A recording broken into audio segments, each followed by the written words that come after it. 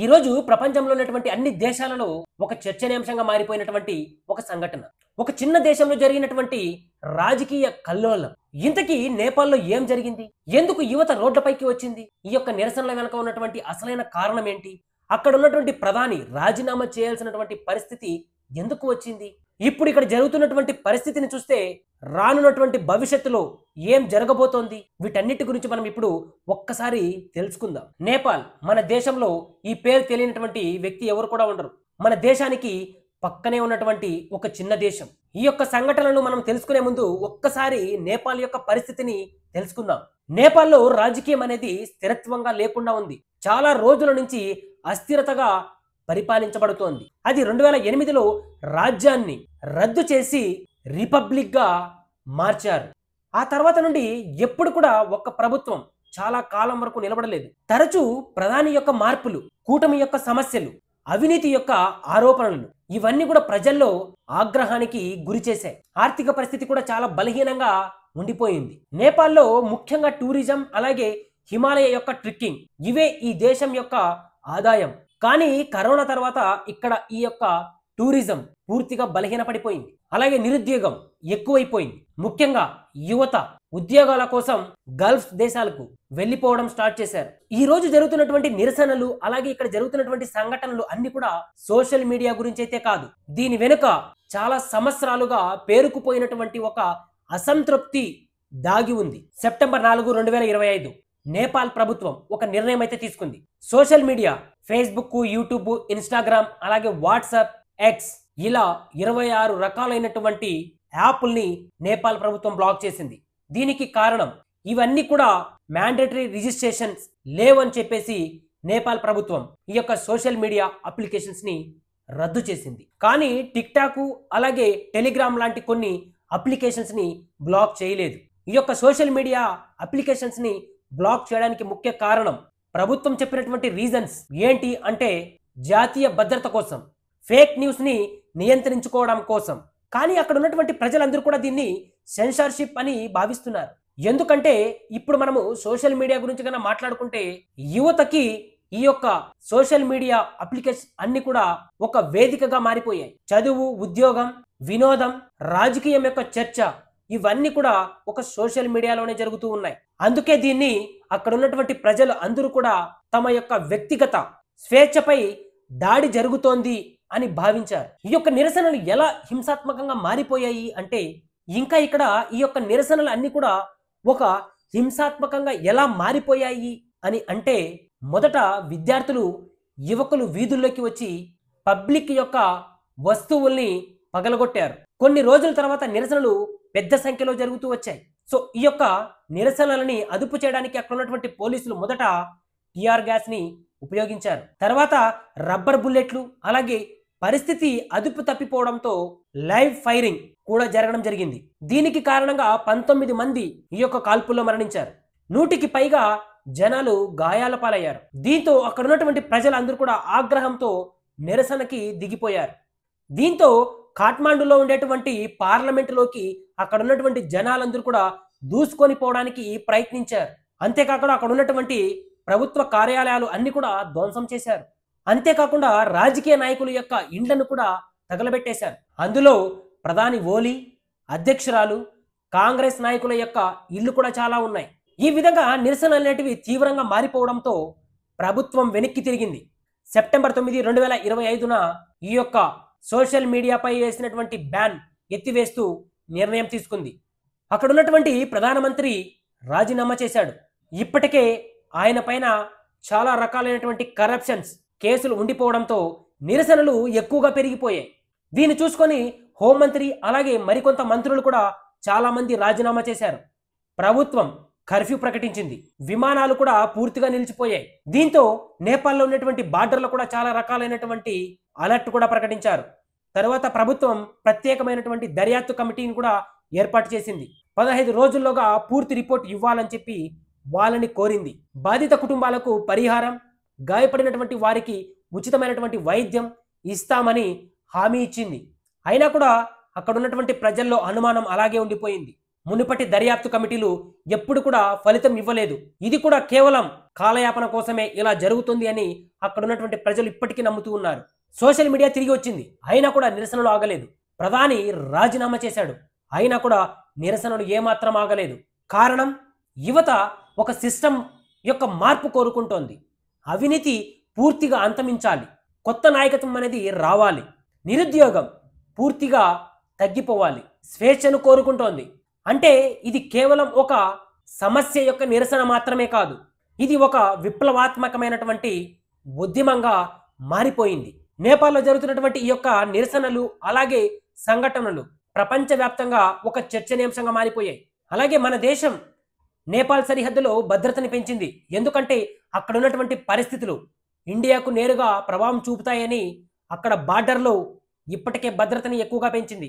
మన దేశ ప్రధానమంత్రి మోడీ నేపాల్లో జరిగినటువంటి ఈ యొక్క నిరసనలు అలాగే సంఘటనల గురించి ఇది ఒక హృదయ విదారకమైనటువంటి విషయమని అభివర్ణించాడు. యువ జీవితాలు కోల్పోవడం పట్ల గాఢమైనటువంటి సంతాపం కూడా తెలిపాడు. ముఖ్యంగా ఇక్కడ మనం మాట్లాడుకోవాల్సింది మన రాష్ట్రం ఆంధ్రప్రదేశ్ గురించి. ప్రత్యేకమైనటువంటి హెల్ప్ లైన్ని ఏర్పాటు చేసింది. ఎవరైతే తెలుగు వాళ్ళు నేపాల్లో ఇరుక్కుపోయారో వాళ్ళ కోసం 24/7 హెల్ప్ లైన్ని ఏర్పాటు చేసింది. చైనా నేపాల్లో జరుగుతున్నటువంటి ఈ యొక్క సంఘటనలను చూసి స్టెబిలిటీ అనేది చాలా అవసరం, ప్రభుత్వం కూలిపోకుండా ఉండడానికి స్టెబిలిటీ చాలా అవసరమని అభివర్ణించింది. ఎందుకంటే నేపాల్ అనేది చైనాకి ఒక వ్యూహాత్మకమైనటువంటి పొరుగు దేశం. ఇంకా అమెరికా, యూరప్ దేశాలు సోషల్ మీడియా యొక్క స్వేచ్ఛను అణచరాదు, ప్రజల యొక్క హక్కులను కాపాడాలి అని అధికారికంగా ప్రకటన చేశాయి. ఇంటర్నేషనల్ మీడియా నేపాల్లో జరుగుతున్నటువంటి ఈ యొక్క నిరసనలను చూసి జంజీ అనేటువంటి ఉద్యమం అని పిలుస్తోంది. ఇప్పుడు ఇక్కడ జరుగుతున్నటువంటి ఈ యొక్క నిరసనలు సంఘటనలు చూస్తే రానున్నటువంటి రోజుల్లో ఏం జరగబోతోంది అంటే ముఖ్యంగా కొత్త ఎన్నికలు, ప్రజల యొక్క ఒత్తిడితో ప్రభుత్వం కూలిపోయేటువంటి అవకాశం ఉంది. అలాగే ఇప్పటి వరకు నేపాల్లో రాజకీయ చరిత్రలో ఇది ఏమీ కొత్తది కాదు. ఎందుకంటే ఇది 2006లో జన ఆందోళన అంటే పీపుల్స్ మూవ్మెంట్ 2 వల్ల రాజ్యాంగం కూడా మారిపోయింది. అంతేకాదు 2015లో కూడా కొత్త రాజ్యాంగం కూడా నిరసనల ఒత్తిడితోనే అమల్లోకి కూడా వచ్చింది. ఇప్పుడు అదే పరిస్థితి మళ్ళీ రావచ్చు అని అభిప్రాయపడుతున్నారు. ఎందుకంటే పెద్ద ఎత్తున జరుగుతున్నటువంటి ఈ యొక్క నిరసనలు ఆగకపోతే కన ముందుగానే ఎన్నికల యొక్క ప్రకటన రావడం తప్ప ప్రభుత్వానికి మరో మార్గం అయితే ఉండదు. అయితే ఇక్కడ కొత్త ఎన్నికలు కనుక జరిగితే ప్రజలు పాత పార్టీలైనటువంటి కమ్యూనిస్ట్ పార్టీ అలాగే కాంగ్రెస్ పార్టీలపైనే ఓటు వేస్తారా, లేక పూర్తిగా కొత్త నాయకత్వాన్ని అలాగే కొత్త పార్టీలకు ఛాన్స్ ఏమన్నా ఇస్తారా అన్నది హాట్ టాపిక్ గా మారిపోయింది. ఇక్కడ మనం చూసుకుంటే యువత నాయకత్వం, జంజీ యొక్క పాలిటిక్స్, ఈ యొక్క నిరసనలో పూర్తిగా ప్రధానంగా ఉండేది యువతరం మాత్రమే. అందరూ కూడా 18 నుంచి 30 సంవత్సరాల లోపు ఉన్నటువంటి వాళ్ళే ఎక్కువగా ఈ యొక్క నిరసనలు అయితే చేస్తున్నారు. ఇక్కడ నిరసన చేస్తున్నటువంటి ఆ యువత యొక్క కోరికలు కనుక మనం చూస్తే పారదర్శకమైనటువంటి పాలన, డిజిటల్ స్వేచ్ఛ, అవినీతి లేనటువంటి సిస్టమ్, ఒక మంచి విద్య, ఉద్యోగ అవకాశాలు, ఇలా సోషల్ మీడియా బ్యాన్ వల్ల మొదలైనటువంటి ఈ యొక్క నిరసన ఇప్పుడు యువతరం మేల్కొనింది. అక్కడ ఆ రాజకీయ పరిస్థితులు పూర్తిగా అవగాహనకి కల్పిస్తోంది. ఇక్కడ మనము కొన్ని ఉదాహరణగా చూస్తే అరబ్ దేశాలలో జరిగినటువంటి కొన్ని సంఘటనలు, అరబ్ దేశాల్లో 2011లో జరిగినటువంటి ఒక అరబ్ స్ప్రింగ్ లాంటి ఉద్యమాల్లో కూడా మొదట ఫేస్బుక్, ట్విట్టర్ నిరసనలే పెద్ద మార్పుకు కారణమయ్యాయి. దీనికి ట్యునీషియాలో జరిగినటువంటి కొత్త నాయకత్వం కూడా వచ్చింది. ఇప్పుడు నేపాల్లో జరుగుతున్నటువంటి ఈ యొక్క నిరసనలు ఒక జంజీ నాయకత్వం పుట్టుకొచ్చేటువంటి అవకాశం కూడా ఎక్కువగా ఉంది. ఇది జరిగితే గన నేపాల్ రాజకీయాల్లో ఒక విప్లవాత్మకమైనటువంటి మార్పు అవుతుంది అని ప్రతి ఒక్కరు కూడా నమ్ముతున్నారు. చాలాసార్లు నేపాల్లో ఈ యొక్క చిన్న చిన్న ఉద్యమాలు మొదట పెద్ద ఎత్తున జరిగి తర్వాత క్రమంగా తగ్గిపోతూ వచ్చాయి.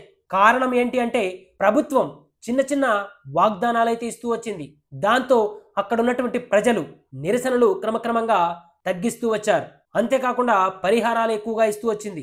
అంతేకాకుండా అప్పట్లో అక్కడ ఉన్నటువంటి రాజకీయం కొంతమంది మంత్రులను బలవంతంగా రాజీనామా చేయాల్సినటువంటి పరిస్థితిని కూడా తీసుకొని వచ్చింది. ఇలా అక్కడ ఉన్నటువంటి ప్రభుత్వం ప్రజల యొక్క ఆగ్రహాన్ని తగ్గించేటువంటి ప్రయత్నం కూడా ఇప్పటి వరకు చేసింది. కానీ ఈసారి కూడా అదే జరిగేటువంటి అవకాశం ఉంది అని చాలా మంది భావిస్తున్నారు. కానీ మనము వేచి చూడాలి ఏం జరుగుతుంది.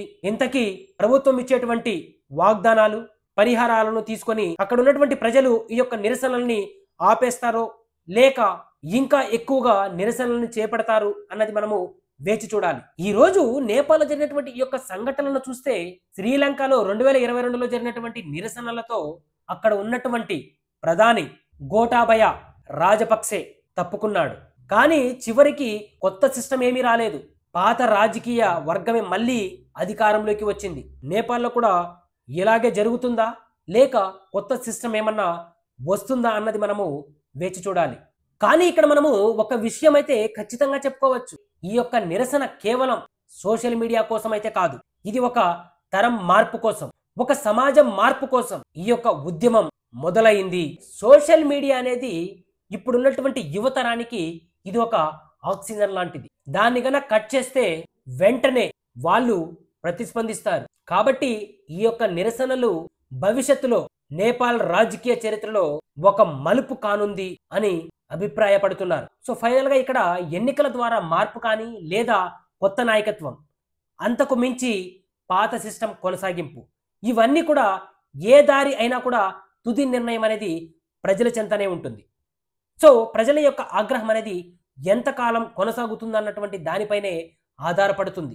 ఇప్పటివరకు మన ఛానల్ని ఇంకా ఎవరైతే సబ్స్క్రైబ్ చేసుకోలేదో ప్లీజ్ సబ్స్క్రైబ్ చేసి పెట్టుకోండి. ఇలాంటి మంచి మంచి కాన్సెప్ట్స్ని, మంచి విషయాల్ని మీ ముందుకు తీసుకొని రావడానికి ప్రయత్నిస్తూ ఉంటాను. మీరు చేయాల్సిందల్లా ఒకటే, కింద ఉన్నటువంటి సబ్స్క్రైబ్ బటన్ని సబ్స్క్రైబ్ చేసి పెట్టుకోవడం. నేను పెట్టేటువంటి ప్రతి వీడియో కూడా మీ ముందుకి నేరుగా వస్తుంది.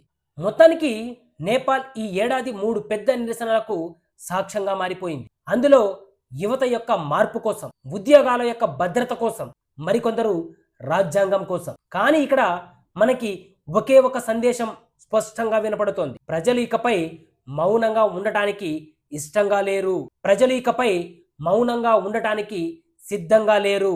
ఈ యొక్క నిరసనలతో నేపాల్ రాజకీయ భవిష్యత్తు రానున్నటువంటి రోజుల్లో ఏ దిశలో వెళుతుందో వేచి చూడాలి.